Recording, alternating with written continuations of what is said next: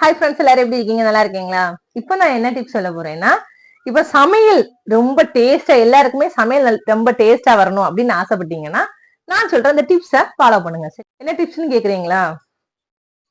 சமையல் பண்றப்ப அத ஒரு வேலையா பார்க்காம அதை ஒரு கலையாவே பாருங்க. சமையல ஒரு வேலையா பார்த்தாதான் அது வேலை. சரி, நம்ம செஞ்சு கொடுத்து அவங்க ஹெல்த்தியா சாப்பிடுறாங்களே அப்படின்னு நினைச்சிட்டு நீங்க சமையல் பண்ணுங்க. கண்டிப்பா அந்த சமையல் டேஸ்டா வருங்க. ஏன் கேக்குறீங்க? எங்க ஃபேமிலி எங்க போனாலுமே நான் தாங்க சமையல். என் தங்கச்சி வீட்டுக்கு போனாலும் சரி, எங்க அண்ணா வீட்டுக்கு போனாலும் சரி. ஆனா நான் வந்து எனக்கு உடம்பு கஷ்டமா இருந்தாலுமே நான் அதை கஷ்டமா யோசிக்க மாட்டேன். சரி, ஏன்னா என் சாப்பாட்டு நான் வைக்கிற சாப்பாடு எல்லாருக்கும் ரொம்ப பிடிக்கும். சரி, அப்ப நம்ம கையாலே பண்ணலாமே அப்படின்னு சொல்லி நான் செஞ்சு கொடுப்பேன். அவங்களும் விரும்பி சாப்பிடுவாங்க. இதை விட வேற என்னங்க வேணும்? நம்மளுக்கு வந்து காசு பணம் தான் கொடுத்து உதவுறதுக்கு இல்ல. ஹெல்த்தியான டேஸ்டான சாப்பாடாவது கொடுக்கலாமே. நானும் அதை வந்து கஷ்டமாவே நினைக்க மாட்டேன்.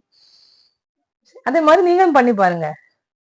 எப்பவுமே அதை வேலையா நினைக்காம ஒரு கலையா நினைச்சு, சரி நம்ம டேஸ்ட் செஞ்சு கொடுக்கும், நம்ம செஞ்சு கொடுக்கறத அவங்க சாப்பிடுறாங்க, நம்ம டேஸ்ட் செஞ்சு கொடுக்கணும் அப்படிங்கிற நினைப்பிலே செய்யுங்க.